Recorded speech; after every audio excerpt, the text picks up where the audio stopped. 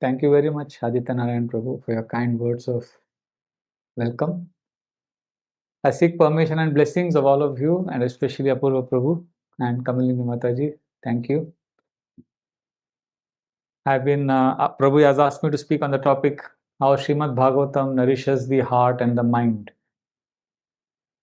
So, I will be sharing with you briefly two important principles from Srimad Bhagavatam by which we can feel loved by Krishna. Because that's the best way to nourish our heart and mind. Once we feel loved by Krishna, then we'll always find our mind and heart peaceful. There are two very important principles the Bhagavatam teaches us on how we can feel love. But before we discuss that, I want to ask if you can just raise your hand to answer. Why do you think this is important? Why do you think we need to feel loved by Krishna? What do you think are the benefits of feeling loved by Krishna? What will happen if we feel loved by Krishna? Yes, Prabhu. Peaceful, satisfied in your heart. You become peaceful and satisfied in your heart if you feel loved by Krishna. Okay, thank you. Love. You won't look for love outside of, you won't look for love in this world then. And you won't feel disappointed because of not getting it sufficiently. Thank you. Yes, Prabhu. You will love it, life itself. Beautiful answer, profound answer. Because most people are cynical, frustrated, miserable. But if you feel loved by Krishna, then you will love life. Thank you. Anybody else? Yes, Mataji. You will feel the chances of going back to Krishna more. Thank you. You will not be envious of others. You got higher taste. Yes. Love is the inherent nature of the soul, to love and to be loved. So that's the soul. That's what the soul is now. Yes. That's our natural. And also, if you feel loved by Krishna, we will love everyone. Srila Prabhupada gives the example in Nectar of Devotion that that's the main switch. If you switch on, then the other switches, other sources of light are also on. So Krishna is the main switch. Yes, all of you are right. So we have enough reasons to understand how we can feel loved by Krishna. There are many ways of looking at this topic. And there are many principles suggested by many devotees. And what I am going to share, these two principles, they are not the most important. I repeat, they are not sacrosanct, or this is not the only way. But there's a reason why I am discussing these two principles. But what is the most important principle to feel loved by Krishna? And that is when we have blessings of other Vaishnavas. Without blessings, we can't get Krishna's love. Krishna se tomar, Krishna dite paro, tomara shakati ache. Only Vaishnava by his blessings can give us Krishna. So before Rupa Goswami, see, our main Acharya is Rupa Goswami. He got mercy from Chaitanya Mahaprabhu in Jagannath Puri. The Ante Leela, 4th chapter, describes in amazing detail. This is like the most important chapter for ISKCON devotees, because our founder, Srila Prabhupada's, we are in the lineage of Rupa Goswami. We are Rupanugas. This chapter shows how Rupa Goswami is recognized as the most empowered Vaishnava. The 4th chapter of Ante Leela, where all devotees tested him and he passed with flying colors. He answered all questions, and it was established for all time to come that Rupa Goswami is the recipient of the Lord's most intimate mercy. And that chapter begins with the verse, Durgame Patimandasya. You can repeat this verse? Wait. I'll say it first and then you can repeat. And if I forget, some of you will have to. It's Ante Leela, 4th chapter. 4th chapter, verse number 2. Okay, please repeat. Durgame Patimandasya Skalat Padagatirmuhu Swakripayashti Dhanena Santah Santavalambanam. So Kaviraj Goswami says this path of spirituality is very, very difficult path. Durgame Pati, and I am blind. Imagine you are walking on a very difficult path and you are blind. Skalat Padagatirmuhu. On top of it, it's slippery. It's a very difficult path. I am blind and it is slippery. And Skalat pada gater muhu. And I'm slipping and falling and rising and again slipping. So if you're on a path, you are blinded, it's slippery, you are struggling, you are falling down. What do you need which will help you to walk smoothly? Support. Swakripa yashti danena. You need a stick. And that stick is mercy of Vaishnava. Santaha sant avalambanam. The stick of mercy of devotees is what will help us walk this most difficult slippery path. So therefore, how much ever we speak on the importance of blessing, that will be less. But I'm not going to speak today on the importance of blessings, because once I remember my Guru Maharaj told one of my god brothers, he said, Maharaj, please give me your blessings. And my Guru Maharaj very gravely told him, Prabhu, blessings are always there, but are you receiving them? I was nearby. When I heard it, I was sobered. And that's when I realized there are two principles which may not be the most important, but we neglect them all the time. These are the most neglected principles. Please listen to this carefully. As your friend, younger brother, well-wisher, older brother, whatever, I am just sharing my thoughts based on what I've heard from my spiritual teachers. First principle is, as devotees, we need to choose or manage our thoughts. We need to choose thoughts. Second principle, we need to receive Krishna's presence. Have you heard it? First one, choosing thoughts. Second, receiving presence. Receiving presence means mindful, being present. Have you heard this Buddhist people? They always talk about it. Be here now, be present. They keep saying this. They are not without a reason. They're not speaking nonsense.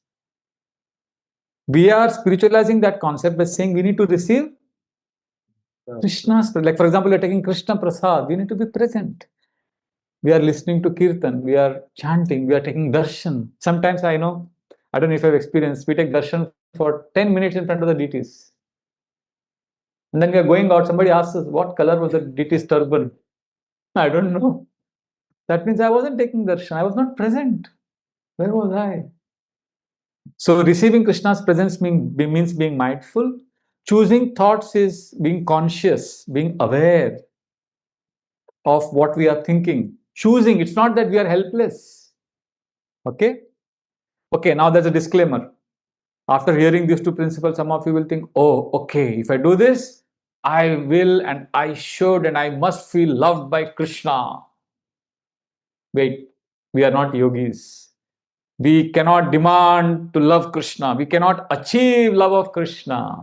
Love of Krishna is not achieved. Love of Krishna is received. It's a gift that Krishna will give us. It's not that, okay, I figured out, I learned the formula, and now I know how to crack it. No, there are no hacks here. We are just doing this to show Krishna. Krishna, see, I'm sincerely trying. Please fill my heart with your love. Is that okay? So this is very, very important disclaimer. Now, why I'm speaking on these two principles before we dive into Srimad Bhagavatam, we need to know that these two principles are simply a bridge which will help us travel the journey from one island to the next island. There are two islands here. One island is the island of noise, action, loudness, where we are talking about Jai Srila Prabhupada, I love Krishna, I want Krishna Prem. This is all noise, sound, speech, action, but there may be no feelings of love. And there is another island, the world, where there is deep longing for Krishna. And to travel from this island to this island, we need a bridge. And that bridge is these two principles. This bridge is made of choosing our thoughts and receiving presence. Because there are devotees in our movement who have, after decades of sincere service, at some point of time felt that the process doesn't work, or they have been slighted or insulted, and they have left the movement. There are instances. You may think, oh, they were serving Krishna. How did they leave? That means simply service is not a guarantee. Simply being in the moment is not a guarantee of feeling love. You can't say, just hang on, Prabhu. You'll develop love of Krishna. That won't happen. Just hanging on, just being with devotees will not help us get love of Krishna. We need to do two things. What is that? Choose our thoughts and receive Krishna's presence. Because, because love of Krishna is like a wave in the heart. It's a feeling which will come. It's a wave in the consciousness. We cannot describe it. It's ineffable. At the same time, there are some things we can do. We can choose our thoughts. See, sound can be at 4 levels. Sound at the level of the soul, when the soul speaks or the soul hears, that sound is called paravak. That's the voice of the soul, which we cannot describe with our intelligence and mind. So we will not discuss that topic today, because anyway it's futile, because it's a voice of the soul and voice of Krishna. How can our intelligence decipher a language of the soul?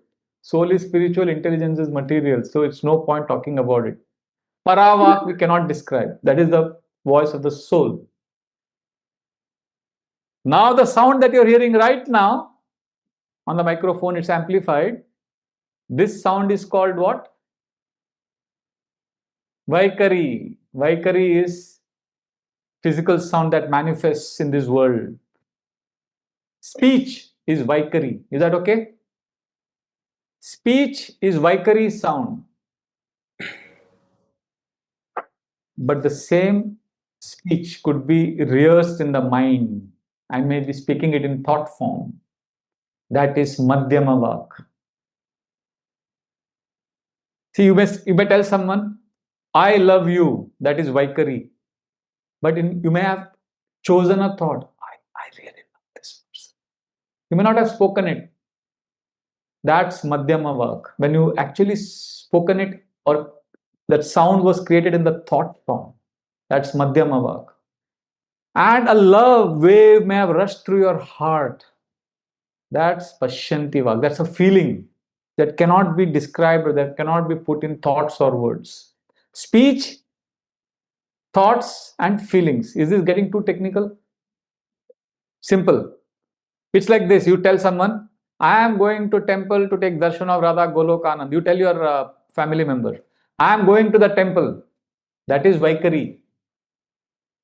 You are taking a shower and you choose a thought, I should go to temple. You haven't told this to anyone as yet, but you consciously choose a thought, I will go to temple. That is Madhyama Vak, that is thought. And when you are taking shower, suddenly a wave of love and shelter may have filled your heart, that just thinking of the temple may have made you feel that I am going home, or you may have felt a sense of belongingness. So that wave, that shelter, that feeling is Pashyanti Vak. It also has sound, but that sound cannot be explained in words or thoughts. That's Pashyanti Vak. That is feeling. So sound can be feeling, sound can be thought, sound can also be speech. Today we are talking about choosing thoughts. Because if you choose thoughts, feelings will also come eventually. Because feelings, okay, which comes first? Feelings or thoughts? Thoughts. Feelings. Which comes first, chicken or the egg? That's the way it is. Chicken or the egg. So feelings sometimes create thoughts. Thoughts create feelings. But we can't choose our feelings, but at least we can choose our thoughts. Feelings come like a wave. So that's why we're working on the thoughts. Is that okay? So Pashyanti Vak is very subtle. Feelings would, like somebody says, I love my mother. You read this sentence, I love my mother. This is in English. Now some tribal man in the village of Madhya Pradesh in India, he hears this sentence, I love my mother. He doesn't know English. He doesn't not only, for him it is simply words, sound. Doesn't make any sense. It's like just some sound. Now you and me, let's say I am somebody who is just learning English. And oh, I love my mother. I think I know what it means. Let me see the dictionary. Mother, what does mother mean? So he checks his Hindi, English dictionary.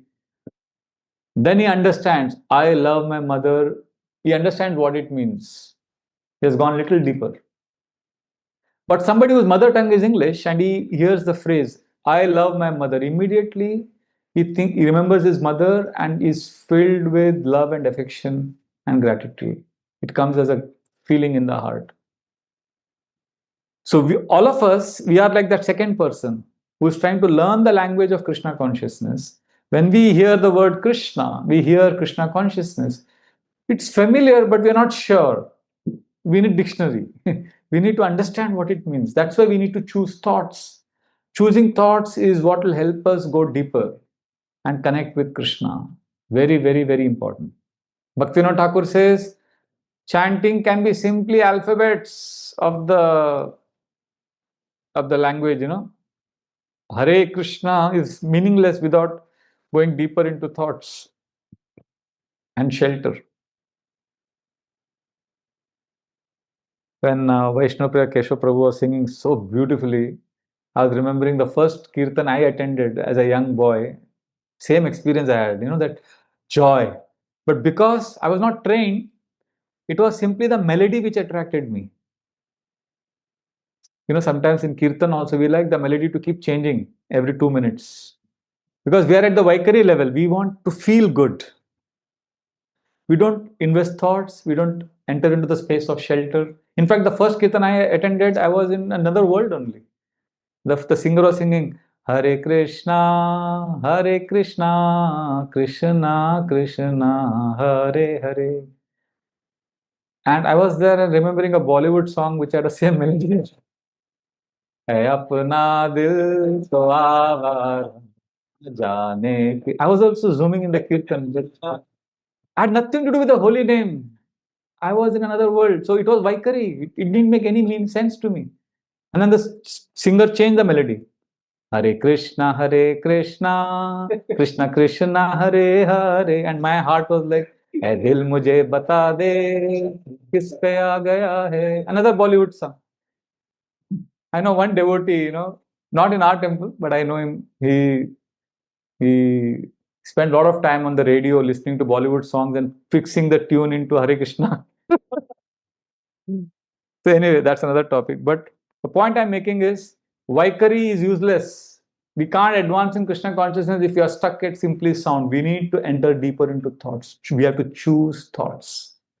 Choosing thoughts, unfortunately, right now, thoughts are choosing us. They just come like a tsunami and they just overwhelm us. It's okay. Don't get depressed. I'm just saying, at least sometime, consciously, we need to choose thoughts. That's it. Is that okay? So how do we do that? Bhagavatam has many, many examples for both the principles. So third canto, Kapila Dev is telling Mother Devahuti, you can repeat this verse, please. Madashraya katamrishtha Shrinvanti katayanti cha Tapanti vividastapa Naitan madgata chetasa. But Kapila says, who are the happiest people in the world? He says, they are completely in love with me. Madashraya katamrishtha shrinvanti katayanti. They're only glorifying me and they're hearing me. And because of this, tapanti vividastapa naitan. The tapa, the burning of material world. Tapa means you are getting burned from below. You're being cooked. You're being roasted. They don't feel the heat and the burning of this material world because they have jumped out of the fire and they are with Krishna. So you may say, well, I'm in the movement for 25 years. I'm also hearing, chanting, going to temple, doing seva, but I still feel the heat burning. I still feel I'm not happy. Still, I don't feel ecstasy. And the last line, Kapila Dev says, why that's happening to us? Because the last line, can you repeat again? Naitan madgata chetasa. Naitan madgata chetasa. Prabhupada translates Chetasa as thoughts. So Prabhupada says, because we have not chosen our thoughts, we are in the movement, but we are not with Krishna. You can be in ISKCON and not be with Krishna because we're not choosing our thoughts. We are just there going with the motions.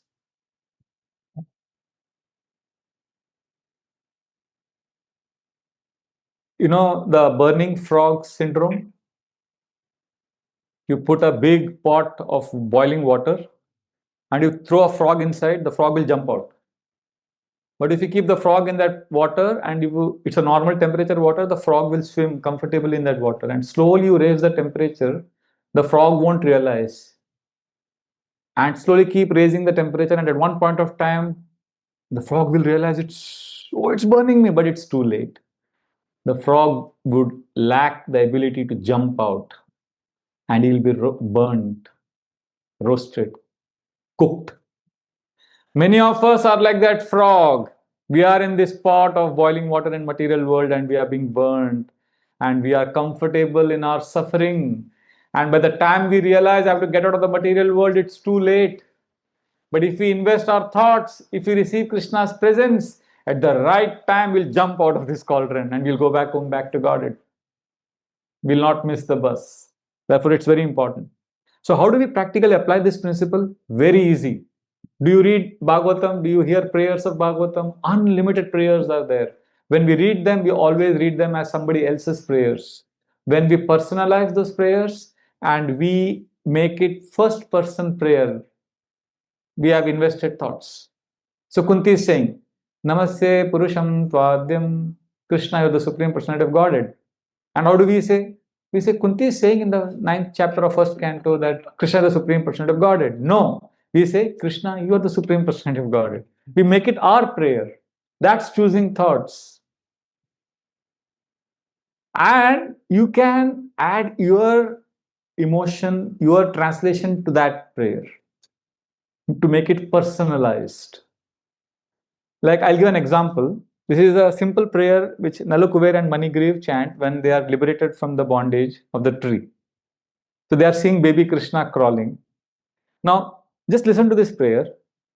And as you hear the translation, this is an exercise you can do now. As you are hearing the translation, you can make that Nalkuvera's prayer, Nalkuvera and Manigriv's prayer, your prayer. That is choosing thought. Is this difficult to understand? Simple, right? Vani gunanukatane shravano kathayam hastau cha karmasu manastava padayorna smrityam shirastava nivasa jagat praname drishti satam darshanestu bhavat tanunam. They are saying Vani Gunanukatane Krishna. Now listen to this. The meaning of this prayer is what we all can choose to offer Krishna. Krishna, let my words always glorify you. Vani Gunanukatane Shavanau Kathayam. Let me always hear your glories. Hastau cha karmasu. Let my hands and legs be always engaged in service to you. Tava manas tava padayorna. Let my mind always remember your lotus feet. Smrityam shiras tava nivasa jagat praname. Let me always offer dandavat pranam to you. Drishti satam darshanestu bhavat tanunam. Let my eyes always look out for devotees with tilak kantimala and let me feel the joy of seeing devotees. It's so simple, isn't it? So you can personalize it. Like for example, I was reading Bhagavatam and I was in a flight. I read this prayer and I closed the book and immediately, Krishna, I chose a thought. Now I'm going to this city. Let me please speak pure Krishna Katha without adulteration. Vani Gunanukatane Shravano Kathayam. Let me listen to the devotees, their realizations with sincerity. This is the same prayer, I have personalized it. Hastau cha karma sumanas. Krishna, let me serve the brahmacharis of Radha Gopinath Mandir because my Guru Maharaj has ordered me to do so. That's the second line. It's the same prayer, but I've invested thoughts. So like that we can. And last line, what a beautiful coincidence. Last line says, Drishti satam darshanestu bhavattanunam. So that is, let my eyes always see devotees. So I was in the plane and I said, Krishna, I'm in US, hardly any devotees anywhere I can see. Let me always somehow get darshan of your devotees. It's blissful. I said that. Just when I said that, one passenger was going from the bathroom in the airplane and he was going back to his seat. He was an Indian body. He looked at me. I was in the aisle seat and he smiled at me and he said, Radhe Radhe. I said, Radhe Radhe, Hare Krishna. Maybe, that Indian must have seen videos, Premanand Baba and so many Vrindavan videos, whatever. So he said, Radhe Radhe. I said, Radhe Radhe. So I felt, wow, it was so sweet. So prayer was immediately answered. So choosing thoughts is not difficult. Just read the prayers from Bhagavatam and make it yours. And if you feel, Prabhu, I can't choose thoughts, I'm helpless, take out your paper and pen, consciously, slowly write down your prayer. That is choosing thought. Okay, I'll tell you why it is important. No? Please, before we go ahead, please understand. Choosing thoughts, and what is the second principle? You know why this is important? Because this is the way we communicate in our inner world. How do we communicate in this external world? If you want to communicate, if you want to have a long-term communication with someone, what are the two things we have to do while communicating? You are with someone, you need to have a long-term communication with him. Eye contacts. Okay. What are the two most important things in communication? Wait. You speak something, that is communication. And second, listening. You will talk to someone and you will listen to that person. That's communication, right? You will tell them something and you will listen to them.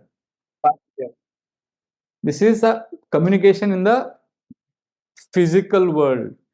In our inner world, with Krishna also, when we communicate, there are two principles: speaking and listening. That speaking happens when we choose thoughts.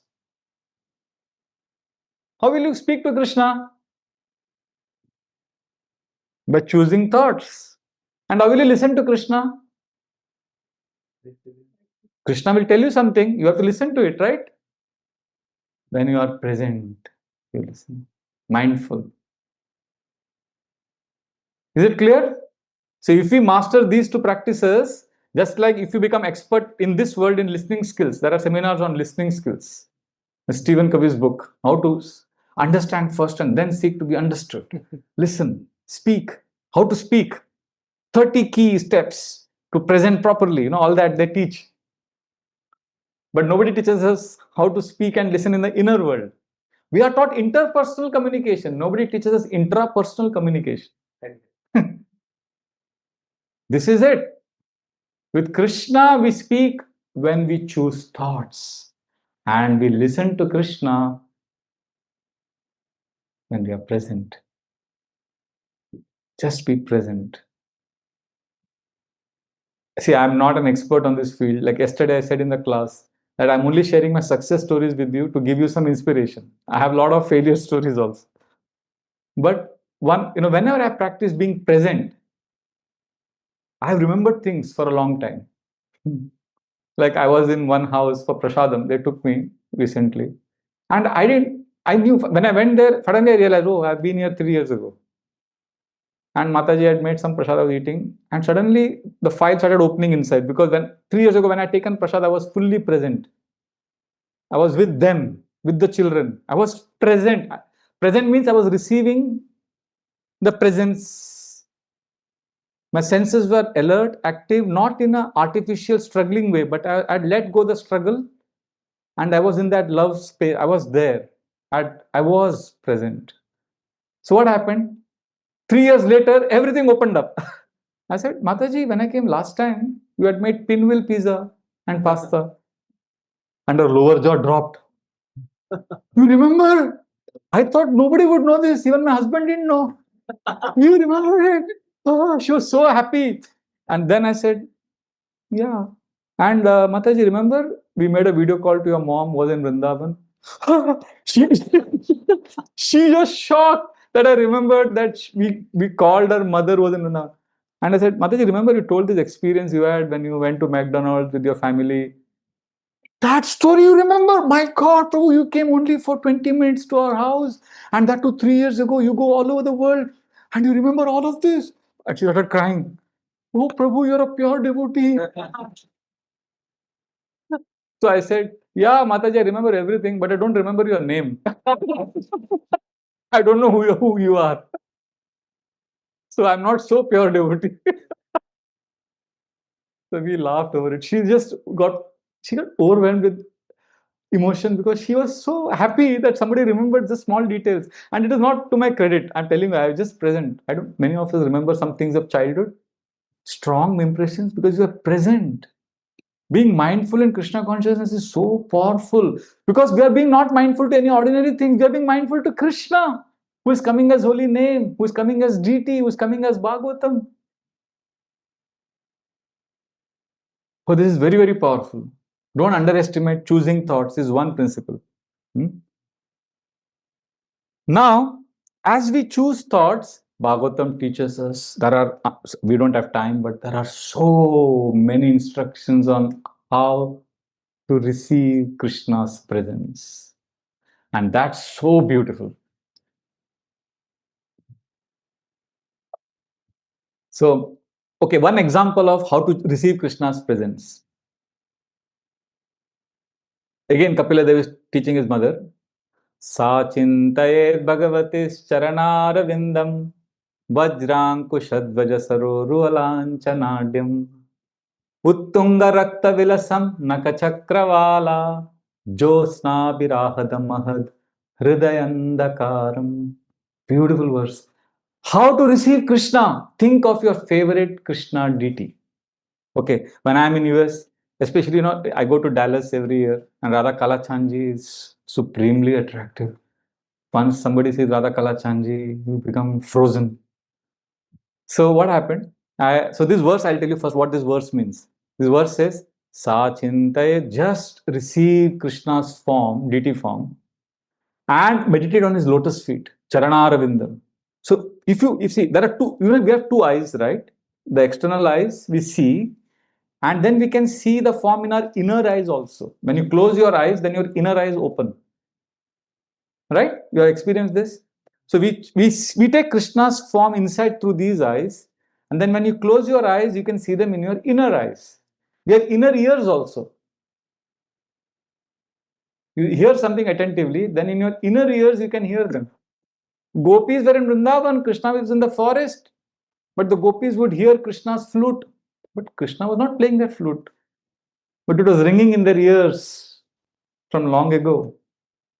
Like I was going for a program in the auto rickshaw in India, and the auto rickshaw next to me stopped at the traffic signal, and it was blasting some loud Bollywood music, some old Mohammed Rafi song which I had heard when I was in college.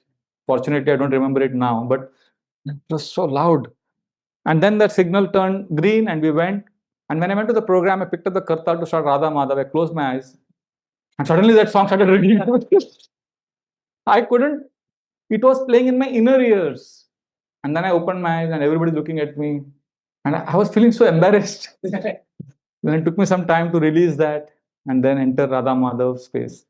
So we have inner ears, inner eyes. So Bhagavatam says, take the form of the Lord in your eyes and then close your eyes. Sa chintayet bhagavatis charanaravindam, lotus feet. And what will you see then? Vajrankushadvajasarorualanchanadhyam. You will see the signs of thunderbolt, elephant goad, flag, lotus flower. And then continue to meditate on Uttunga Rakta Vilasam Naka Chakravala. The soles of Krishna's feet are reddish. And then come on the nails, toenails and the other nails. Naka Chakravala. So the nails are whitish, but they're not ordinary white, they are pearl. And from those pearl-like nails, what is happening, Dazzling light is coming. Jyotsna birahadamahad. The dazzling light, if you meditate on, what will happen? Jyotsna birahadamahad. Hridaya Andakaram. The darkness of the heart will go away and you will see Krishna. So I was in this particular house in Dallas. I was leaving to the next city and I said, and they had given me a small gift and I put it in my bag. And Mataji Prabhuji read the gate. I said, you are so fortunate you are serving Radha Kalachandji. Whenever I see Radha Kalachandji, I remember two verses, one of Rupa Goswami and one from Bhagavatam. And they said, yeah, Prabhu, please tell us. So then I spoke the first verse. And then the Rupa Goswami's verse, that don't go to the bank of Yamuna, that particular verse I chanted. I explained Bangi Traya Parichitam, and then I explained that verse in detail, and then I realized it was too late. I went on, it's time for I had to go to the airport. So then I said, oh, then I explained it and then I was leaving. I forgot that there was a second verse. As I was going out, Mataji said, Prabhu, but the second verse. Then I turned back and I said, okay, the second verse I'll tell in brief. So I then explained, I chanted the verse and I gave the translation. While giving the translation, I said, see, this is a verse that describes Radha Kalachandji's lotus feet. See, there are three beautiful tulsis on the reddish soles of Kalachandji's lotus feet. And then I explained that there are blue and green pearls decorating the nails of Kalachandji. And we need to meditate on this. This is our greatest fortune. And as I said this, both Prabhuji and Mataji, they looked at each other and their eyes were moist and their palms folded. And Prabhu said, Prabhu, please see the gift we gave you. And I opened the gift and that was Tulsi from Kalachandji's lotus feet they had packed for me, not knowing that I'm going to speak that. So this is the way the Lord reciprocates. When I've seen whenever you have a culture of, whenever you try this experiment for 3 days. You consciously 3 days, just like people go for yoga retreat camps. They do 3-day Shravan Kirtan camp. They do Kirtan Mela camps. So let us do 3 days of camp where we consciously do these two things. We choose our thoughts consistently whole day and we receive Krishna's presence. You know what will happen? You will start seeing Krishna in small things of your life. Like this particular incident, it could be a coincidence, but you could also see it as Radha Kalachandji reciprocating with your devotional service. A simple example, I was standing in front of the deities in our temple and I was praying. And then after 10 minutes, I was going out when Mataji came. Prabhuji, your mom is so sweet. I was so happy talking to her just now. I said, really? But she is in Bengaluru, I told her. No, she was right here. I spoke to her and she was so sweet. I said, no, it can't be. No, Prabhuji, I met her. We had a long chat. We spoke about you also. I said, really? Then it took me a long time and then we realized, both of us finally realized, it was not my mother. It was Gaur Gopal Prabhu's mother. And then we were okay. Now it's an ordinary incident, but suddenly I realized, 10 minutes I was standing in front of the deities. I offered different bhajans, prayers, but I hadn't prayed for my mom. So I went back casually again. And then again I spent a few minutes. I prayed for my mother's good health, my brother's good health. And then I went back to my room. They went on as usual. And at night before sleeping, I write this one small diary called, How Did Krishna Show Up Today? So while writing that, suddenly I realized, well, Krishna sent this Mataji today to remind me that I should also offer a prayer to Krishna. So this is not a great incident. This is not some miracle. This is not some coincidence. But I'm giving an example of how when we have a practice of choosing thoughts and receiving presence, you see Krishna's hand in small incidents of our lives. And sometimes amazing miracles happen right in front of our eyes, but we miss it because we are not receiving Krishna's presence. Krishna may come right next to you. It's possible. Last year, I think I spoke here, I remember very well in the temple, the story of how Hanumanji came to our temple. Nobody else could understand it was Hanumanji. Nobody else realized it was Hanumanji. And I realized somehow, and when I gave the logical explanation how it was Hanumanji, because the Prabhuji had spoken Hanumanji's glories, and a few hours after that, this giant monkey comes to our room and waves at our temple president, Radha Gopinath Prabhu. And I didn't realize it is Hanumanji at that point of time because I couldn't connect the dots. I just thought, how can a monkey come? I picked up my chappals to attack the monkey. And the monkey looks at me disdainfully. What the hell you think you are, And the monkey casually walks up to Radha Gopinath Prabhu, waves at him. And then he could have done his monkey business. There was pantry open there with fruits. There are so many rooms. He just decides to turn back and go back to the terrace. And when he turns back, what does he see? He sees me with the chappal ready to attack him. And the monkey comes up to me, hits me on my calf muscles, and climbs up the stairs and disappears. And then I suddenly realized this is Hanuman. And then I was shocked. I rattled off 15 logical reasons how this cannot be a coincidence. Because there is a net that covers the terrace. How can any monkey, any bird or animal come inside? Impossible.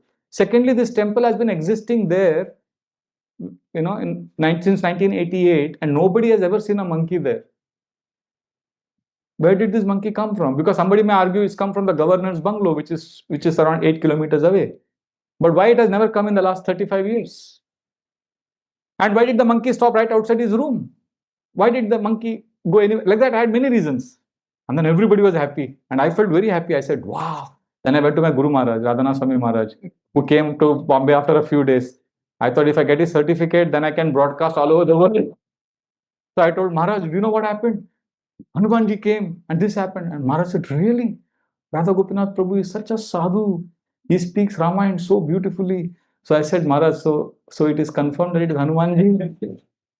Maharaj said, amazing, amazing story. I've been here since 1983. I've never seen a monkey. Wow. Maharaj was very diplomatic. He didn't say it was Hanuman because he knew my mischievous intention. He knew what I'm proposing to do.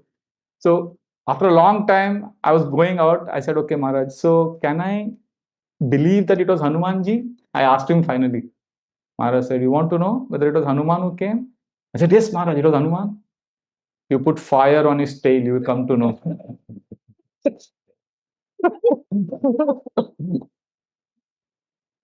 So whether it is Hanuman or not, whether it is a coincidence, that's immaterial. What's the main point is my consciousness changed. My reading of Ramayana increased. And in our temple, we have Hanumanji deity. And whenever I go to temple now and I offer obeisances, I look at Hanumanji and, please acknowledge me, I'm here. Because Hanumanji, I feel, hit my calf muscles. So I feel, wow. And then Radha Gopinath Prabhu and myself, we are part of the temple council. And those who are in management here, you know what happens in management meetings. So he's senior to me, he's my mentor, he's my neighbor, he's my well-wisher. At the same time, we are in the same body and we have strong differences of opinion, and sometimes there are altercations. So sometimes the temperatures rise. Oh, and then suddenly I realize, don't fight with him. You know who is, who is this, he's under shelter of who? Hanumanji. Yes, Prabhuji, yes. See, this is a miraculous incident. But we don't have to wait for such miracles. See, miracles are happening every day. If we choose our thoughts and receive Krishna's presence, we'll be okay. Forget big things, small thing. Have you experienced something like this? Yeah, I'm chanting Hare Krishna, Hare Krishna, Krishna Krishna, Hare. I'm in the train and I keep my bead bag. My station comes, I get down. As I'm getting down the compartment, I suddenly realize, oh, my bead bag. I run back, pick up my bead bag and get out of the train and continue my business as usual. As something like this happened to you? Yeah. That you remember something suddenly. Now, this is an ordinary incident. But because I had a practice that time of choosing my thoughts and receiving Krishna's presence, that night in my journal, how did Krishna show up today?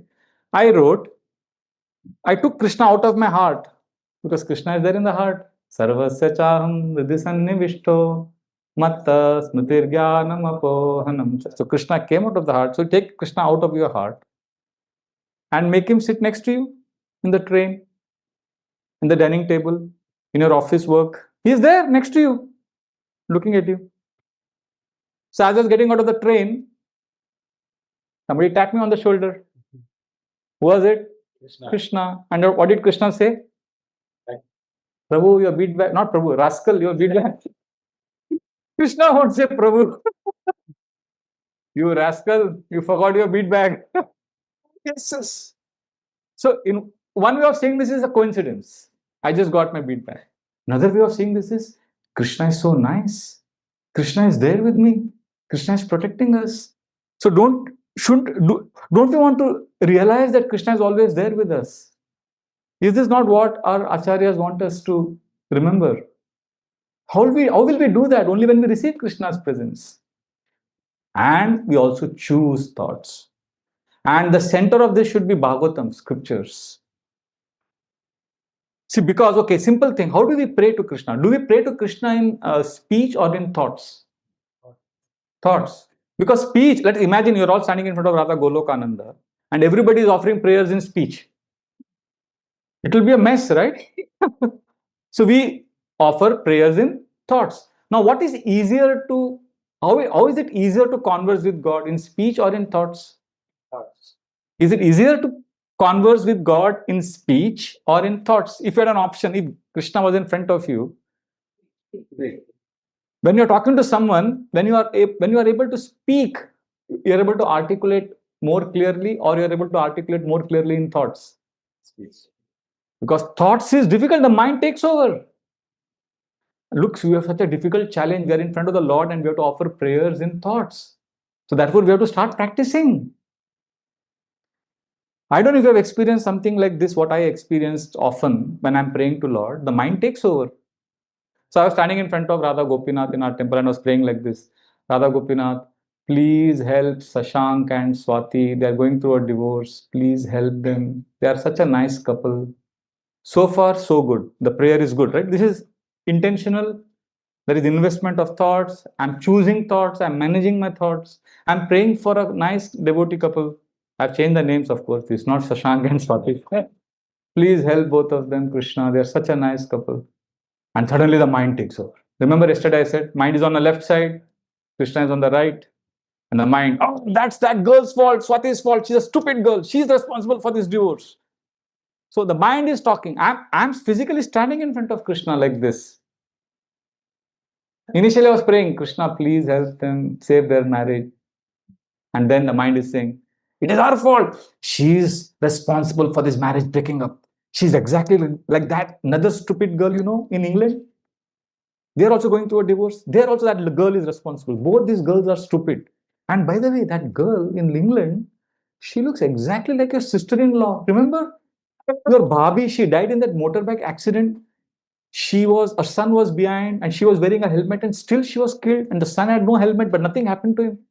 These bus drivers are crazy. How they come and bang the bike. And she died on the spot. We should have strict rules against bus drivers in India. And that accident happened, which was so similar to that bus which trampled upon a taxi near the High Court. Remember? Oh, that High Court accident was gruesome. And talking about the High Court, remember in 1993, you saw a man run with the dragger soaked in blood outside the High Court. It was such a ghastly scene. And that was straight out of a movie. Remember that movie you saw in Metro Theatre? Where the hero was running with the dragger soaked in blood. And the villain had a gun in his hand, but the villain was scared of the hero and he dropped the gun and he ran. What a movie that was. Oh, we had a great time. You saw that movie with Siddharth, Vikas, Ramesh. Siddharth is in Canada, but you're not going to Canada this year, are you? And Vikas is in England. Oh, he's in Birmingham. Oh, Birmingham, that place. Oh, that girl is going through divorce. Like Sashank and Swati. Krishna, please help Sashank and Swati. and, and all the while I'm like this. So after 10 minutes in the 10 minutes of prayer, maybe 10 seconds I must have actually prayed. So 10 seconds I chose my thoughts. Remaining 9 minutes 50 seconds, the thoughts chose me. And then I come outside and another brahmachari tells me, Prabhuji, how nicely you are praying to the Lord. I said, yeah, I'm. See, what I'm saying, I think is all our story, right? It's not my story. So therefore, Bhagavatam is telling us, choose your thoughts. And one of the best examples of personalities who teaches us how to choose thoughts is none other than the Mahajan Bhishma. He is lying on a bed of arrows. See, there is a saying in English, a dead man never lies. Bhishma has nothing to lie. He is about to leave his body. And just when he is leaving this body, he tells his words. The first words he says, Iti matir upakal pita vitrishna Bhagavati satvata pungave vibhumi Swasukam upagate kvachid vihartum Prakritimupeyushi yadbhava pravaha. The first word this is Itimati upakalpita. Let me invest my thoughts in Krishna. And then he gives examples of what thoughts he wants to choose. Krishna, you are the leader of devotees. You come to the material world to take us back home. So these are the thoughts he chooses. And after choosing thoughts, he expresses a desire to receive Krishna's presence. Tribhuvana kamanam tamalavarnam ravikara gauravarambaram dadani. Vapuralakakula Vrutananabjam Vijaya Sakheratiras me Anavadya. It says the more, let me receive this form of Krishna. Please listen to this carefully. Look at the variety that is there in Krishna consciousness to receive Krishna. It is not stereotyped. It is not that you have to only receive threefold bending form of Krishna. It is not that you have to only receive, like Muslims, Christians have very limited understanding of God. Here, that look at the variety, the menu card that is presented to you. And look at Bhishma's receiving Krishna's presence. He says, the most beautiful personality in the three creation, Tribhuvana Kamanam Tamala Varnam. His complexion is like Tamal tree. Ravikara Gauravarambaram Dadan. He is wearing dazzling yellow garments. And his body is anointed with sandalwood pulp. Vapuralakakula Vrutananabjam. And this is the form that Bhishma loves. Vijaya Sakhe Ratir Astu Me Anavadya. Let me be fully absorbed in the friend of Arjuna. And what is this friend of Arjuna doing? Yudhi Turagarajo Vidhumra Vishwak Kachalulita Shramavāri Alan Kritasye Mama Nishita Sharer Vibidyamana Tvachivilasat Kavachestu Krishna Atma. I want to receive this form of Krishna. Look at this, this is far out. Some of you will freak out if you've never heard this. He's saying, I want to meditate on Krishna who is driving the chariot, and the horses, their hoofs are raising dust, and that dust is falling on Krishna's face, and the dust is increasing the beauty of Krishna. In this world, when you go out and play, and your face is covered with dust, what is the first thing you do after you come back home? You wash your face because you feel your beauty has been affected. But here, Krishna's beauty is enhanced by the dust that falls on his face. And his hair gets scattered. And he is waving his chadi that is driving the horses. And then, look at this. Kachalulita Shramavāri Alan Kritase. There's perspiration drops which is falling on his cheeks. And that appears like drops of pearls. You can meditate on so much of variety is there. And then he says, not only this, now the next line is Mama Nishita Sharir. Now this is after this, he says, I am shooting arrows at Krishna. Those arrows are piercing Krishna's body and blood is coming out. So Prabhupada clarifies there. Don't get bewildered. This is like a love bites of a lover. This is not animosity. And then Prabhupada writes there, Bhishma shooting arrows at Krishna is a lover throwing a rose petal that is beloved. That is the flavor he has with Krishna. He says, I want to meditate, I want to receive this form of Krishna who is pierced by my arrow and is rushing to me. So the point I'm saying is you can even meditate on the dust on Krishna's face and receive Krishna's presence like that. The gopis also find this form very attractive.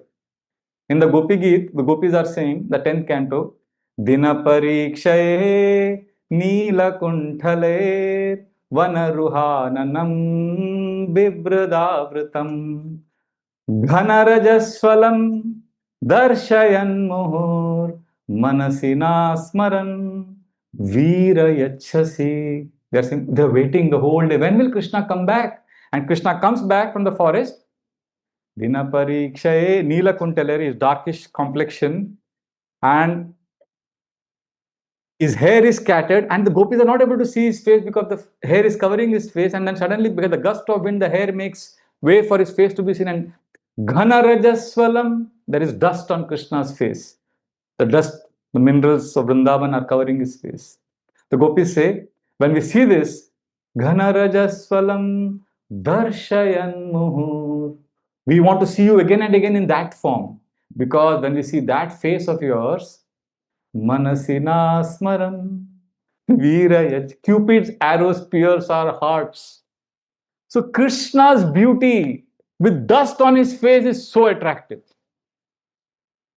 For these are the unlimited qualities of the Lord. Nam Ramayana says this is the way we glorify the Lord. All his qualities are there to meditate upon. Aganita guna gana bhushita Rama avanita naya kamita Rama Rakha Chandra samana Rama Pitruvakya Shrita Kanana Rama Rama Rama Jaya Raja Ram Rama Rama Jaya Sita Ram Aganita Gunagana. Lord Ram has unlimited qualities. Avanitanaya, Mother Sita desired him. Rakha Chandra, and his face is beautiful like the full moon. And he is the one who followed the order of his father and went to the forest. So, like this, the point I'm making is there are so many ways we can receive Krishna. There is no end to this. But remember two things. What is the first principle? Choosing thoughts. And second, and what is the center of this? Scriptures. Otherwise, the mind will take over. Yesterday, we were talking about journaling. Please know, even Adolf Hitler wrote journals every day. Without scriptures, without parampara, without guru, our journal writing can make us Hitler. Because we need conscience, we need guidance. So, therefore, it's very important that we meditate on these two principles, and then we will see amazing miracles happen in your life. Srila Prabhupada says that ultimately we want to feel loved by Krishna. You know, once Srila Prabhupada jokingly challenged his disciples, how can you know Krishna is God? One devotee said, Prabhupada, because Bhagavad Gita says. Prabhupada said, Bhagavad Gita is a book. It's just a book. Another devotee said some other reason. Prabhupada dismissed that also. Somebody said, Prabhupada, because you are saying Krishna is God. I'm an old man. Old man can say anything. So Prabhupada defeated all the arguments. So then somebody said, Prabhupada, Krishna is God because when I chant Hare Krishna, I feel loved by Krishna. And Prabhupada's eyes lit up. He said, yes, that is the reason. So please don't underestimate this important part. We want to feel loved by Krishna, and we want to show Krishna our sincerity, and we'll show our sincerity by these two principles. We'll choose our thoughts and we'll receive Krishna's presence. Hare Krishna, Krishna Krishna, Hare Hare, Hare Ram, Ram Ram, Hare Hare. I'm pausing here. We can have some discussions because I can speak more and more verses, but essentially you got the two principles, right? So I'll pause here. We can have some question answers or discussions now. Yes, Mataji. So, do you have some advice for? I find one crucial time is as soon as we wake up in the morning to choose our thoughts, because you know what we were hearing or seeing the day before, or what we have to do that day, often floods in our consciousness. Yeah, I think go on. You heard right. Yeah, you are saying what are the best Advice for how to be careful to choose our thoughts as soon as we wake in the morning, because that's the foundation of our day. I'll tell you some of the one tip one of my very dear friends shared. He says when he wakes up in the morning, he's Vajrasan, sitting on your knees. On his bed, he sits on Vajrasan and he sets an alarm for 10 minutes. And he doesn't get up from the bed till he feels connected to Krishna. Till he feels connected with Krishna. So what he does, he sits on the Vajrasan, he folds his palms and he chooses thoughts, he offers prayers. So his logic is like this. He says, just like there's a crystal clear lake, you drop a pebble at the center of the lake. It creates beautiful ripples. Similarly, our mind, as soon as we wake up in the morning, it's like a still lake. The first thought you offer, Krishna, thought of gratitude to Krishna, prayer to Krishna, connection with Krishna, that sets off the day's consciousness. So you sit on the bed and say, Krishna, please help me, let me offer this day for your pleasure, whatever. Somehow choose your thoughts. And what will happen? 100% guarantee your mind will wander. And then he comes back gently. Again, he chooses a thought. And sometimes he is able to connect with Krishna within 5 or 6 minutes. And you know when you have connected with Krishna. Prabhupada quotes the 11th canto. Tushti, pushti, kshudapayunu. When you eat food, you know that you have eaten food. You don't need somebody else to tell you that your stomach is full. Similarly, when we have prayed and we have felt connected to Krishna, we can know it. So in 6 or 7 minutes, he feels connected. Then he switches off the alarm and he says, thank you, Krishna. See you again in the evening. Before going to rest again at night, he connects with Krishna. So that's how he chooses, that's how he begins his day. And then he said something interesting. He said sometimes, even when the alarm goes off after 10 minutes, he realizes that he hasn't been able to connect. He was spaced out. He was in a state of stupor. He was like not able to choose his thoughts. The mind was wandering everywhere. And then what he does now he can't sit there eternally because he has got so many things to do. So when the alarm goes off, he switches off the alarm and he says this one last thought he offers. Krishna, I tried my best to offer my thoughts to you. I couldn't connect with you. I'm sorry. I've got to do so many services today, but I wish to come back to you again. Please help me serve you sincerely. So this is the last final thought he chooses. And then he starts. So even though he is not able to connect, and then nothing, even that is not able to make, he has it written on a paper. Because the mind is always wandering so much. Gaur Kishore Das Babaji Maharaj advised his disciples. Bhaktivedanta Saraswati Thakur said this in one writing. He is advised to write Hare Krishna on a rock and keep that rock in front of you and look at that Hare Krishna when chanting. Because the mind keeps wandering everywhere. So to choose a thought, if it is difficult, do whatever it takes. Rupa Goswami says, Yena kena prakarena manah Krishna niveshaya. Somehow or other, get your mind to Krishna. So this is a great step. As soon as we wake up, we can put an alarm, we can start with that. Somehow connect with Krishna. And one more question. Like I often think, like why would Krishna love me? You know what I mean? When he has, you know, all his great devotees. Like why? I heard Vraja say she gave Bhagavatam class and said Krishna loves each one of us uniquely. We have something to offer him that nobody else can. And I said, I find that so hard to believe. So I feel it's a lack of faith and maybe lack of gratitude that, you know, it's obvious that he loves all of his parts and parcels. But I have that thought, why would he possibly love me when he has all his great devotees? This is a beautiful prayer and a thought to offer tomorrow morning. Krishna, why would you love me? Even when you offer this prayer, you would feel loved. See, you're asking this question in a class to me. Ask this question to Krishna. We need to learn to ask questions to Krishna. We are experts in asking questions to other devotees. But we also need to make japa into a dialogue. Right now, japa has become a monologue. The mind takes over.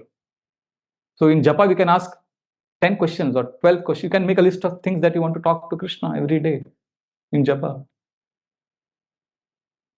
We can give a report to Krishna. Krishna, what is there in me? I am not lovable. Krishna. Even when we offer this thought, we will feel loved. When we turn to Krishna, we feel loved. You know, like one devotee shared that he says, I have nothing to be, I don't feel grateful for anything today. I'm thinking hard, but as I'm trying to think what should I be grateful for, when I'm searching for what I'm grateful, I become happy.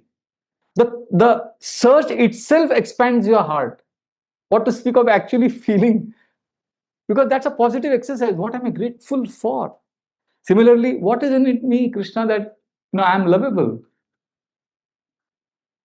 And you'll feel Krishna's embrace, Krishna's warmth. Hare Krishna. Yes, Mataji.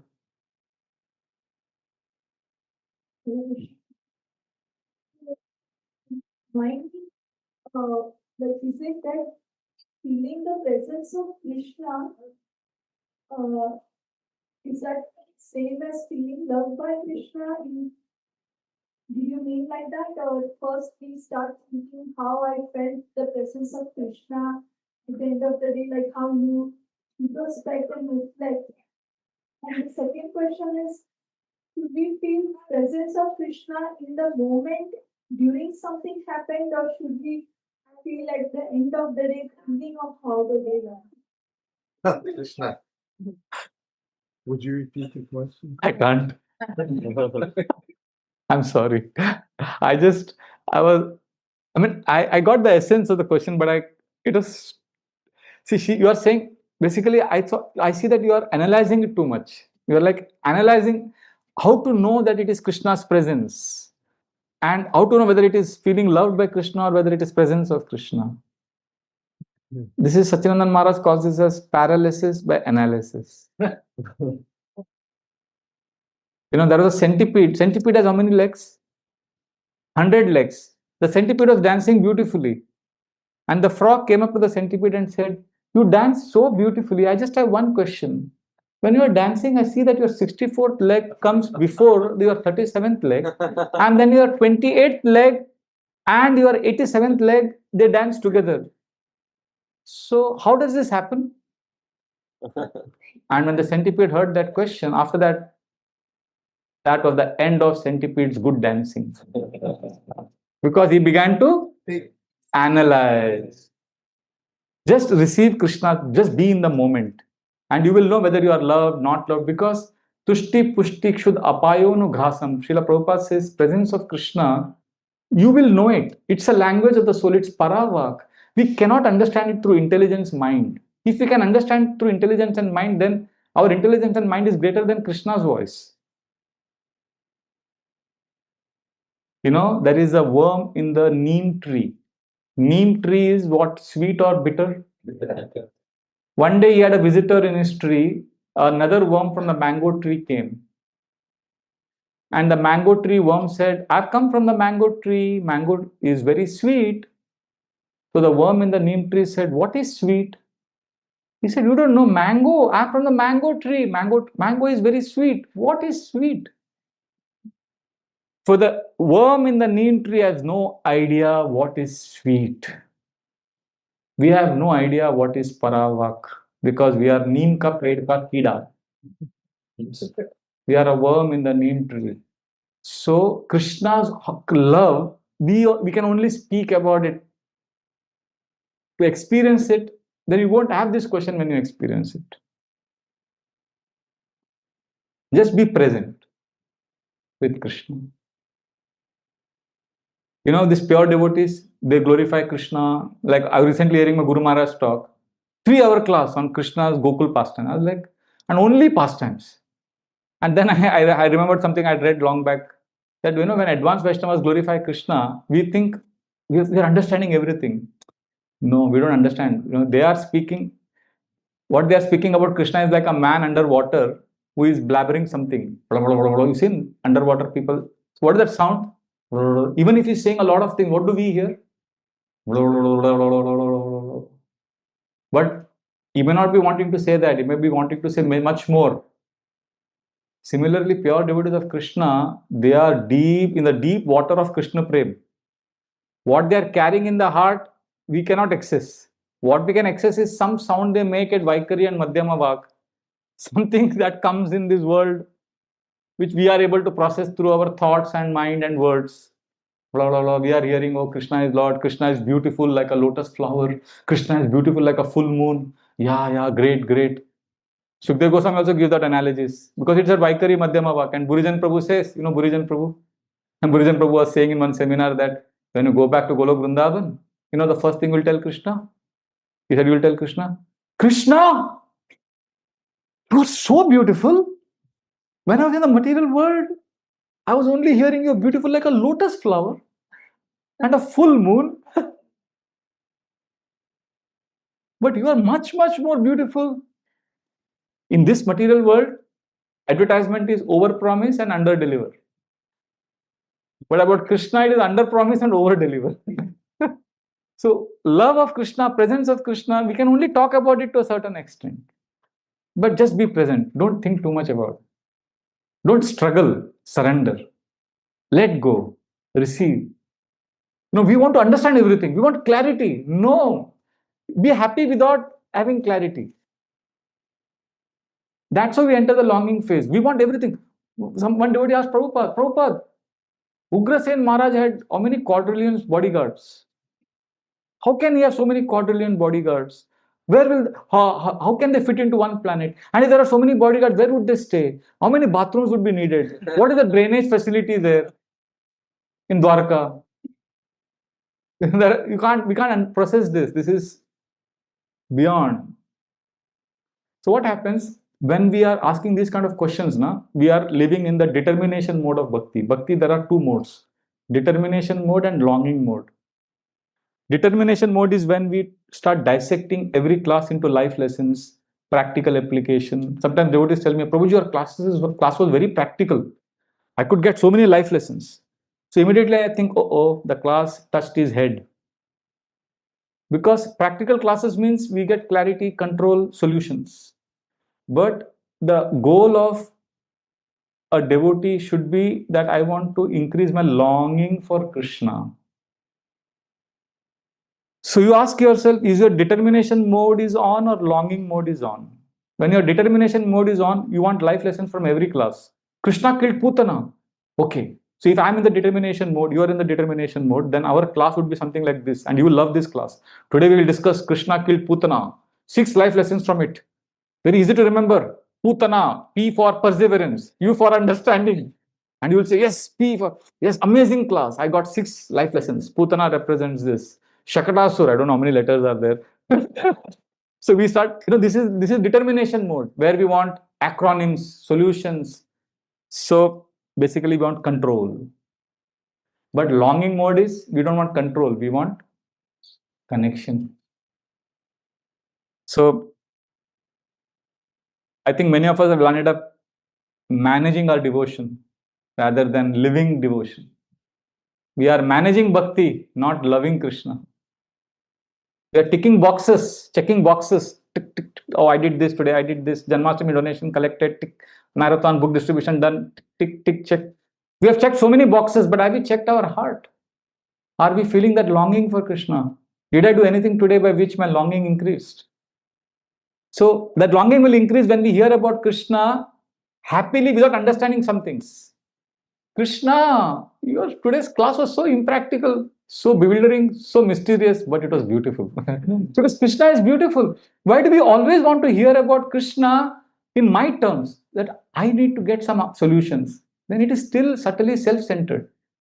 I want to hear about Krishna not because Krishna can help me solve my problems, because I want to hear about Krishna because it is about Krishna. Krishna is lovable. Krishna is not a means to my end. Krishna is who he is. Wonderful. So sometimes we should be in that mode. So when I don't understand some things, I switch on that longing mode. Like I don't understand 5th canto, planetary systems, a lot of those things. And some brahmacharis give class in our temple. They give technical classes. So that time, what I do? I just listen. I say, wow, he understands it so well. Amazing. I don't know it, but I know someone who knows it. Wow, great. Just be there.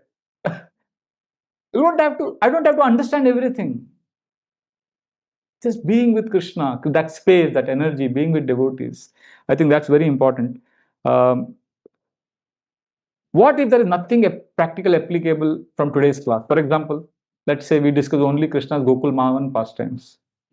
Nothing practical we got.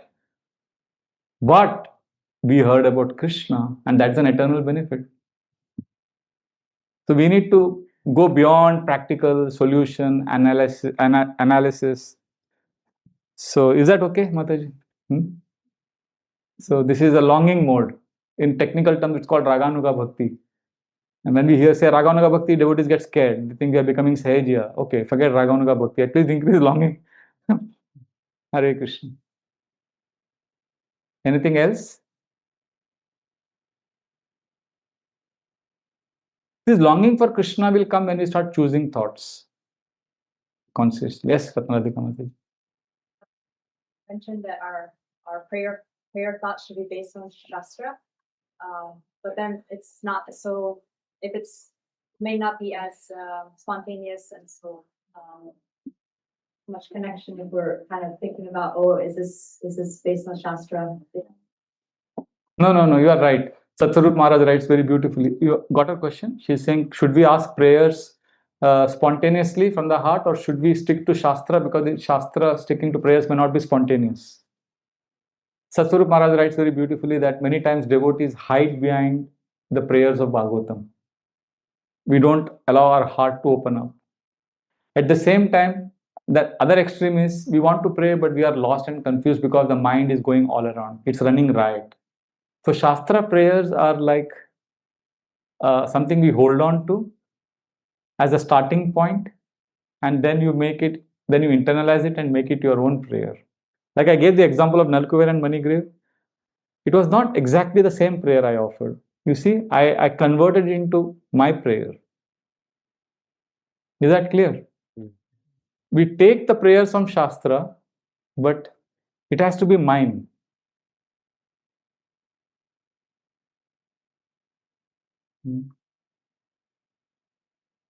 Yes, Prabhu.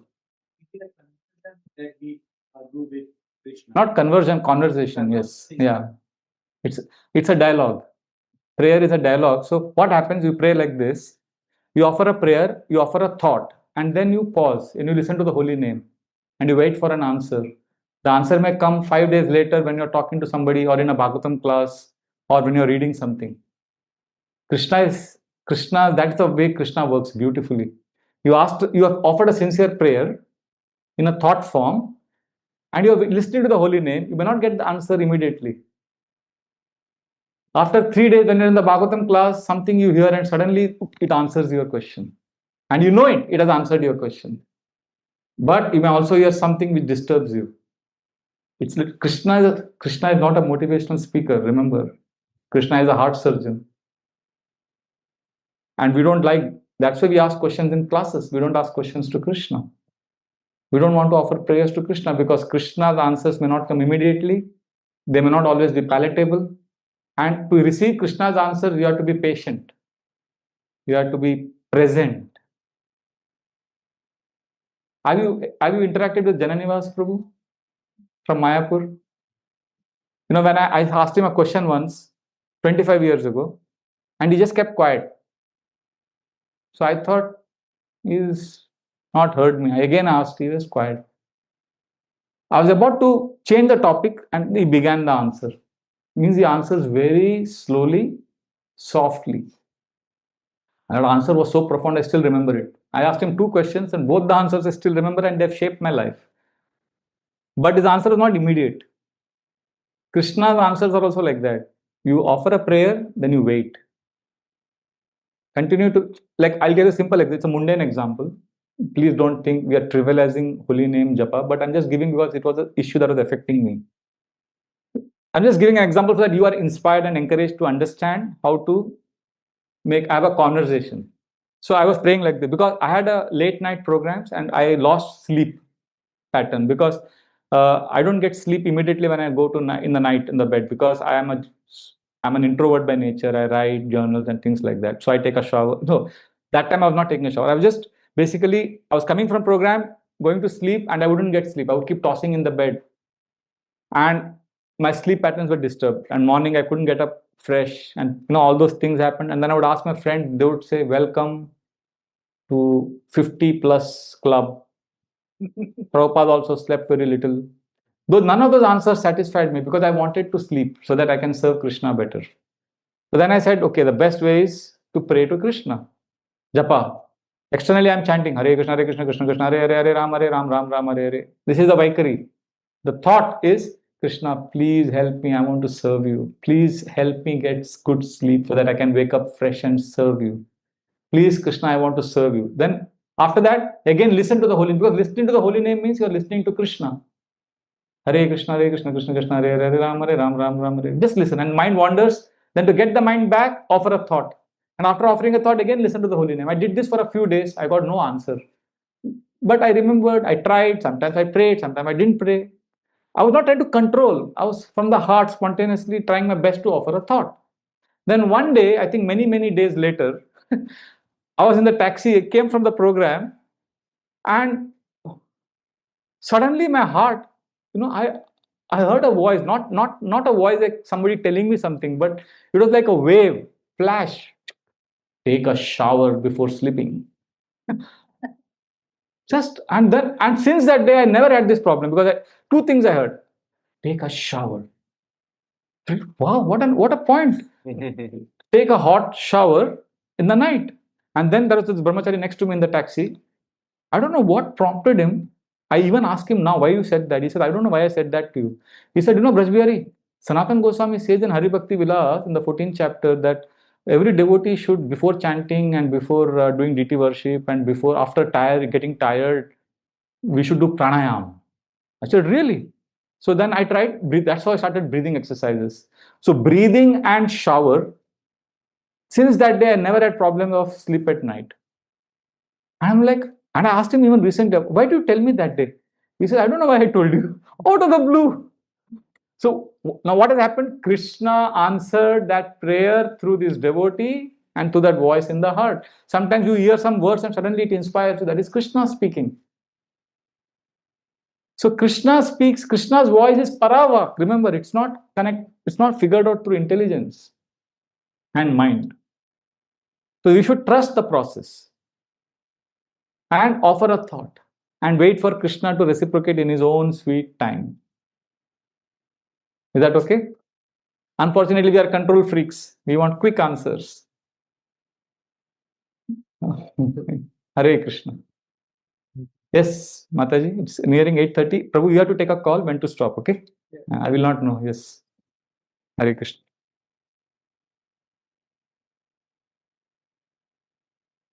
How do we differentiate that this is the mind talking or Krishna talking? Now, if you're confused, that means it's the mind. Krishna's voice is the voice of certainty. Silent, you'll have silent reassurance. You are like, you're reassured. Yes. But you will say, Prabhuji, but that could be false pride, no? Yes, that's the mind talking. That means it's not the moment there is. Yesterday, I think I was saying, Krishna's voice is soft, slow, and detached. Mind's voice is fast, loud, and attached. That's a simple way you can know. Krishna's voice is not figured out through mind and intelligence. I just now answered him. The same answer is your question. It's paravak. Krishna's voice is, there is a sense of certainty, a reassurance in the heart. You know it. There is no desire to prove it or no. See, we have to begin with thoughts, Mataji. We can't just see. We are discussing. All our discussions is like 5 boys or 5 girls. They are sitting together and discussing about swimming, how to swim. None of them have entered the water ever. There's no point discussing about swimming sitting on land. Okay, I think we should move our hand like this and then like this. Yeah, no, we should do like this. All that is useless. We have to enter the water. Start offering thoughts. And then you will know it. I'll give a simple, okay, I'll give you this example. See if this makes sense. Choosing thoughts to feel Krishna's presence. So I was a book distributor for many years. So I would go on the books and I would say, so there's a local trains in Mumbai. Those of you who traveled in Mumbai, those local trains have a capacity of accommodating 100 passengers in that one compartment. And generally there are 600 passengers fitted there. It's crowded and people are dangling like this in all kinds of poses. It's free body massage and you are forced to smell armpits of other people. And we were young, passionate brahmacharis. I was 25 years old when I joined the ashram, And now I'm 52, but I can't do now what I used to do then. And I would rush with this 2-3 bags and enter those compartments, push the people and stand somewhere and then shout, Hare Krishna, we have Bhagavad Gita, we have books, please buy them. And we would make announcements and distribute books. So in India, there are beggars also come to trains begging. So some of these beggars thought I'm like one of them. And we became good friends. So it was all passionate activity going on. We would exchange changes and they would say, Maharaj, kitna dhanda ho gaya? How much did you earn today? So we would talk like that. Yes. So while distributing books, one day what happened?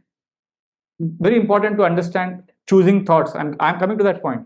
So while distributing books, suddenly my techniques clicked. And in this journey, one train journey to one station and back, I distributed 120 books. Right. So those who know the game of cricket, in a game of cricket, there is something called a century. When a player scores 100, it's considered as a big milestone. 100 is like the magic mark. So I had done 120. My bag was, wow. I was like, and when I came back from the station to the temple, it's a 10-minute walk. And when I was walking, I felt like a batsman returning to the pavilion after scoring. I was waving my bag at the imaginary spectators and I was like, wow, 100 books. And then I was exhausted because of the intense book distribution and I got crashed. But morning I could have taken rest extra, but I came running to the temple hall because they announced the scores. And I was sitting quietly and I was struggling to stay awake. But when the book distribution scores happened, I was wide awake. And they announced, and the top book distributor for yesterday, because the highest score during those days was 30 books, 40, maximum 35, 40 in a day. And here is Braj Bihari who's done 120. So they said, and the top scorer for yesterday is, believe it or not, Braj Bihari, the score of 120. And when they said one, and everybody roared, Hari Bol. And I was like, I was in cloud 9. And then during Tulsi Aarti, there is Pradakshina, and devotees, Prabhu, 120. No, Krishna's mercy. I'm very humble, but I was feasting on all the attention I got. Next day, after that was 140, then 160, 130, 140. It was like 10 consecutive days I was scoring a century. I was on a high that I cannot describe. I was intoxicated. You may call it spiritual ecstasy, but I can't express my happiness and my state of joy. It was of another dimension. But Krishna is in a movie, there's a plot twist. Krishna is the greatest director of the movie of our life. Then in the 11th day when I go out, nobody brought books. And I'm like, because I'm attached to now century. And everybody is dismissive. Nobody took any books. And that day I did 1 hour extra. And still maybe 7 or 8 books extra went. So I come back to temple completely exhausted. And my score is, I think 33 or something, 34 books. And I'm exhausted, my body is spinning. And the next day everybody knows the score. And they're like, Rajbari, nowadays you're spaced out, huh? But Brahmacharya ashram can be the most humbling experience. If people say, Prabhu, Grahastha ashram is very humbling. Our partners humble us, but you don't know what it is in the Brahmacharya ashram. I was like, I worked hard, Prabhu. I did so much. Yeah, I can understand. You must be, yeah, it's okay. And after that, people were like, no more appreciation. And the next day again, 25 books. And I was desperate because I wanted that.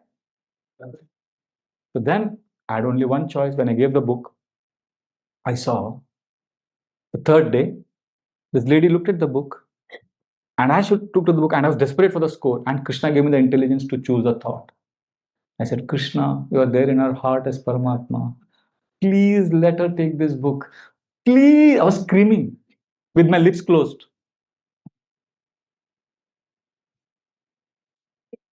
Krishna, please let her spiritual life begin. Let her take a book. What I was not saying was, let me get a big score. I was not saying that, but at least I was choosing a thought.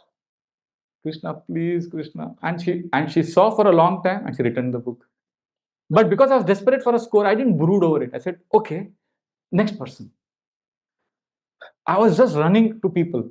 And each person I gave the book, I kept choosing a thought. Krishna, please, Krishna, please, Krishna, please.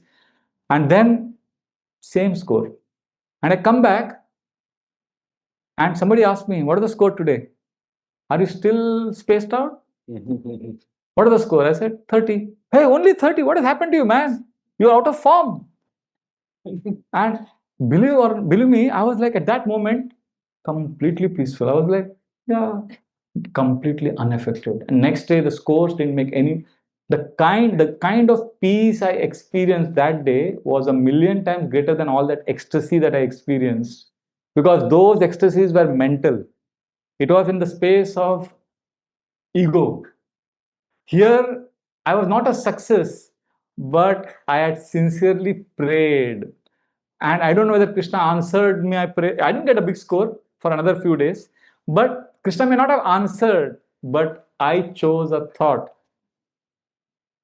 And if I have a choice now for an experience, I would prefer this experience over those experiences of highs that we experience. See, many times, I'll tell you very honestly, many times we feel happy. If you have two choices, to derive happiness from people praising us or to derive happiness from remembrance of Krishna. We will all prefer happiness of being praised by others because we feel that is tangible.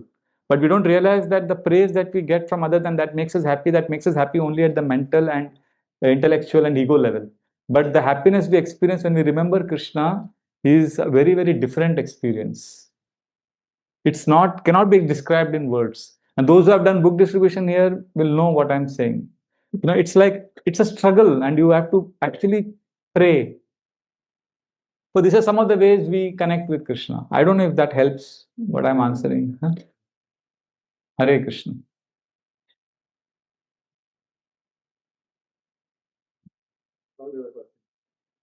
Yes, Sajit Narayan Prabhu. Will take?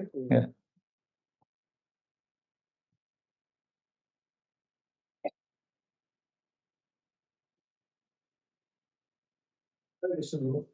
I just wanted to know, I mean, I think partly I've already got it myself, that's why I kept quiet. I was just wondering, when we do this, you say we should do it under scriptural guidance, scriptural framework, whatever we pray or, and then we read our prayers inside. So this is where I'm getting a little, because it doesn't come spontaneous, no? Yes. So it doesn't come from the heart. So is it okay? I mean, sometimes it will be difficult to emulate that. Yeah. That is why we have scriptural prayers. If not see, see, we need some framework. We need some guidance. So let's say you are not able to pray from the heart. Then again you come to Krishna. Krishna, I am unable to offer prayers from the heart. Please help me. Let's say you can't even do that.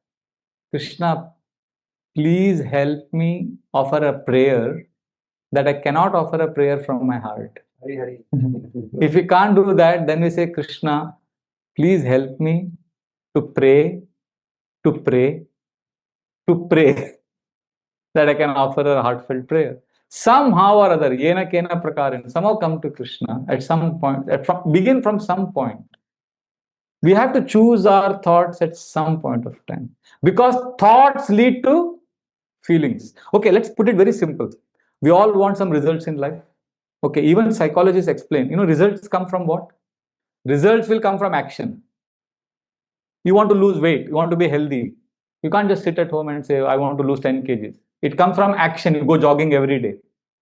Results come from action, comes from decisions. You decide, I'll get up in the morning and go for jogging tomorrow. And decisions come from a certain feeling in the heart. It feels good, it feels right. And that inspiration comes, then you take a decision. And that inspiration and that feeling comes from thoughts. So thoughts have a direct effect on the result that you want.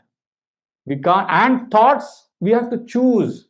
And thoughts also shape our reality. Sometimes people say, Prabhuji, I want to do what is the correct thing. I want to choose a reality. There is nothing called as choosing. There is nothing called as an objective reality in this material world. Sometimes you have to choose a reality. You can't get into the bottom of, you can't really say, I'll find out what is the truth. So you have to choose your thoughts and choose a reality.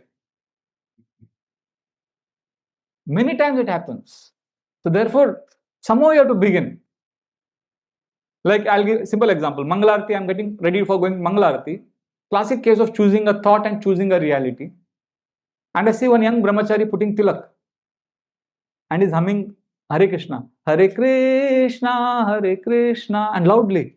And I just stop. Wow. And I'm choosing a thought. It's actually happening spontaneously because of practice. He's so nice. He loves Krishna. Early morning, the whole world is sleeping, and he's so blissfully putting on dhoti, tilak, getting ready for Mangalarati. Krishna consciousness is so nice. This devotee is so nice. These are the thoughts. And suddenly, my colleague, my equal brahmachari, my friend who joined along with me. See, when we get a little older in Krishna consciousness, we become smart. Not simple things don't impress us anymore. We become cynical. You know, cynical. Yeah, I know this. I know this too good. So this friend taps me. Hey, Brashbari, what are you looking at? I said, just see. He's so sweet. He's remembering Krishna, putting on tilak. He loves Krishna. You know what he tells me? He doesn't love Krishna. You know why he's singing? I said, why? Because he has, he has a serious constipation problem. And last night I gave him a heavy laxative. So his stomach is cleared now. So he's feeling light. So he's singing Hare Krishna. Now this guy is singing Hare Krishna. There are two realities now. What is the reality? Is it because he loves Krishna, or is it because his stomach is clear? Now I told him, thank you, but I choose my reality, my version of the reality, because that helps me become more Krishna conscious. He may be technically right. So you have to choose a reality. Eventually you have to come to that stage. This is Krishna's mercy. This is Krishna's desire. Somehow you begin from somewhere. Okay, none of this helps. You have some insecurity. You have some fear. Start from there. Krishna, I'm fearful of death. Or Krishna, I'm insecure about my children. Whatever. Somewhere you add emotions. In fact, tomorrow's class is on emotions, right? Emotional something. Emotional intelligence. Yes, emotional intelligence. So emotions is what? That's the next subject we'll discuss, not today. But we have to somehow get our thoughts and add emotions into our prayers. Is that okay? Yes. I see one more hand, Prabhu. Should we? Yes. Hare Krishna, Prabhu. Thank you for the practical point. The thing is, like when you connect Krishna, choose your own reality, that this is Krishna's thing, this is Krishna's plan, or this is what Krishna wants. Like sometimes we comfortably put the blame on Krishna for our shortcomings. And then, okay, this is what Krishna wants, let me sleep. And don't do that. Yeah. Don't do that. So how to, kind of, like say, like if I want to go to Mangalarati and I also want to sleep. So I sleep and put the blame on Krishna. So Krishna wants me to sleep. Therefore, we should not begin with how questions. We should never begin in Krishna. ISKCON, many of the mistake we do is how to improve chanting, how to become pure devotee. These are the questions we generally ask in our classes. How to become sincere, how to pray properly, all those things we ask. So I strongly feel that when we are new devotees, we should be taught to ask questions, and we should stop asking how questions, and we should start asking why questions. So when I lost 15 kgs last year because of some diet plan, and I became healthy, I was a foodie, I put on a lot of weight, and when I lost 15 kgs, I was a sensation in the ashram. Hey, how did you lose 15 kgs, man? I want to do it. How did you do it? And I would ask them immediately, why do you want to lose 15 kgs? Why do you want to lose weight? Oh, because I want to be healthy. Second, why? Why do you want to be healthy? Because I want to serve more. Why do you want to serve more? Because I want to give this one life to Prabhupada. Why do you want to give your life to Prabhupada? So ask why 5 times. Then how will manifest automatically. Hari. Our problem is we jump to how without why, then that how will be unsustainable. Let's say you come to me, Prabhu, how to lose weight? I say, run 5 miles every day. You say, but I'm lame. I've lost my legs in an accident. So my how will not help you. You need to have your own how. But your how will be revealed to you when you have a strong why.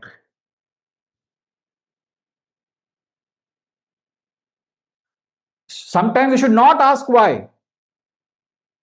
Prabhu, why is my life so bad? Why I'm suffering so much? Why everybody is unfair with me? That time I tell them, don't ask why, ask what. What can I do now to improve my relationship? What can I do now? So we should know when to ask what, why, and how. Now don't ask me how to know when to ask how, what and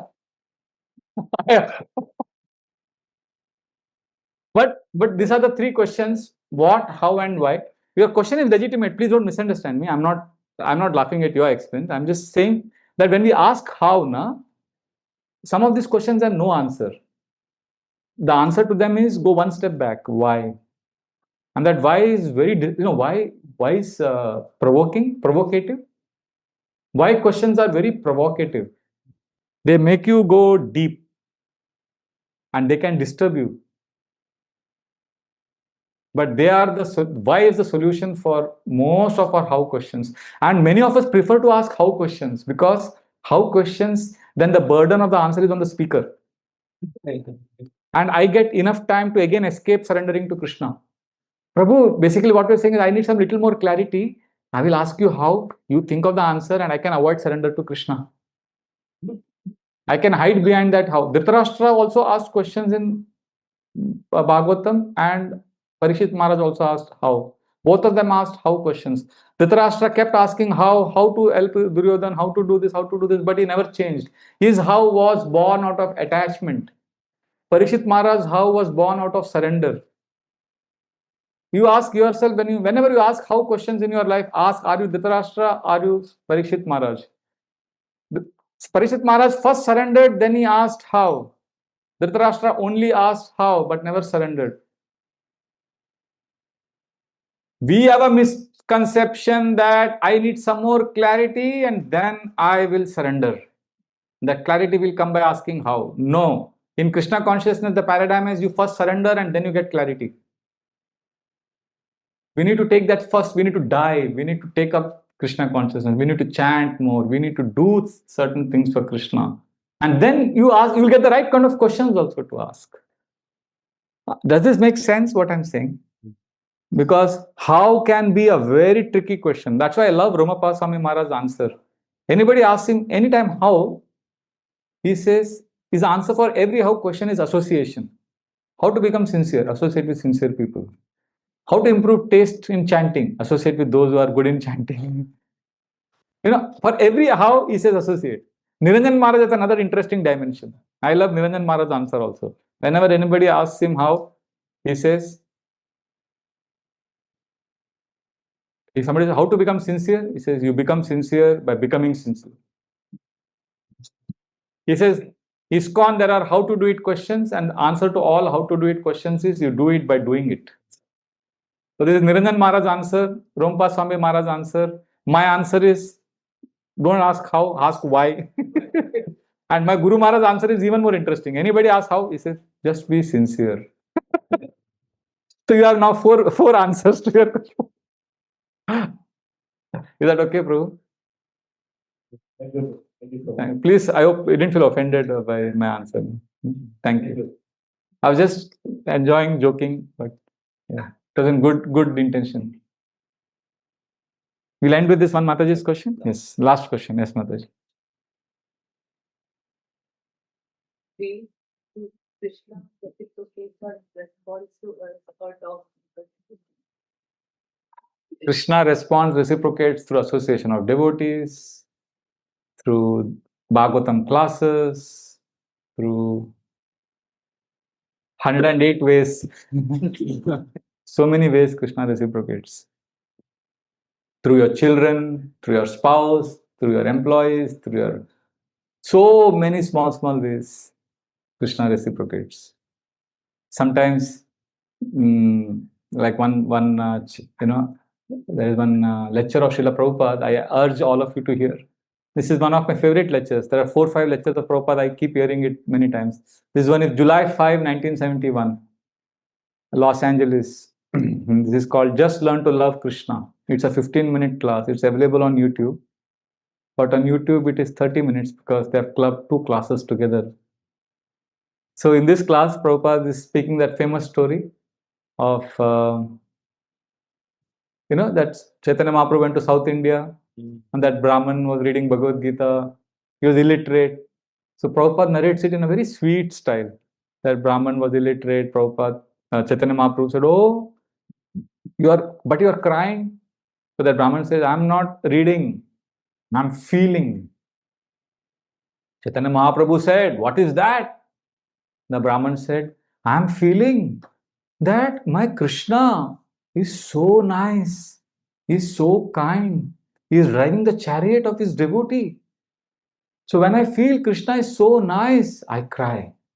Then Prabhupada says, "This is success in Krishna consciousness. When you feel Krishna is so nice, Krishna is so kind." So in this 15-minute class, at least 5 times Prabhupada says, success in bhakti is when we feel what? Krishna is so nice, Krishna is so kind. Because so one girl after one class, she was like 8 or 9 years old. She's saying, "Prabhuji, but I don't feel Krishna is so nice because he's driving Arjuna's chariot." What is so to feel nice? I said, "No, because Krishna is also driving your chariot." Then I said, "Have you ever been in a car or a plane or a road where you feel you had a close shave from an accident? Have you ever felt like that? Yes. Anybody here has felt that, oh, they had a close shave from an accident ever? Yes. See, who was driving your car? Who was driving your chariot? Krishna. So Krishna came. How Krishna reciprocates? But we are so busy, we don't see Krishna coming through small things like this. Maybe, yeah, the Guru, through Guru's instructions come in dreams. See, anything that helps you remember Krishna, anything that helps you in your spiritual life is Krishna reciprocating. You can always see it like that, at least to begin with.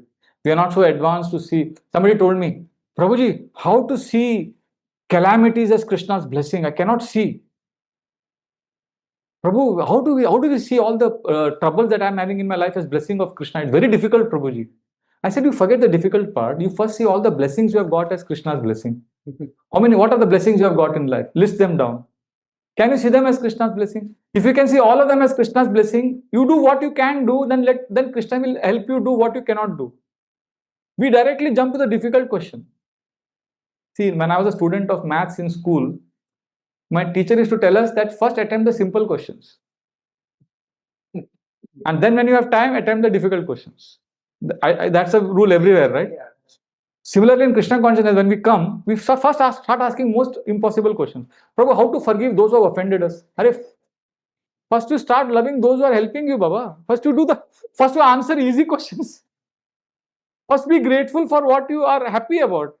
Then Krishna will give you the intelligence to be grateful for the difficult things. Are you getting it? So how to see Krishna? First start seeing Krishna in gross, obvious things. Like association of devotees, family, childhood, parents. Then slowly one day you'll be able to thank Krishna even for calamity, and you will be surprised by how you thank Krishna. Because Krishna will help you do it. Krishna will pull you. Krishna is on number 10, you are in number 0. Krishna will not pull you from 0 to 10. Krishna wants you to come till 5. When you come to 5, Krishna will pull you to 8. But if you become proud, Krishna will push you. Then you can't say, "Oh Krishna, I'm still here, I'm not going ahead." Then Krishna will not, Krishna is detached.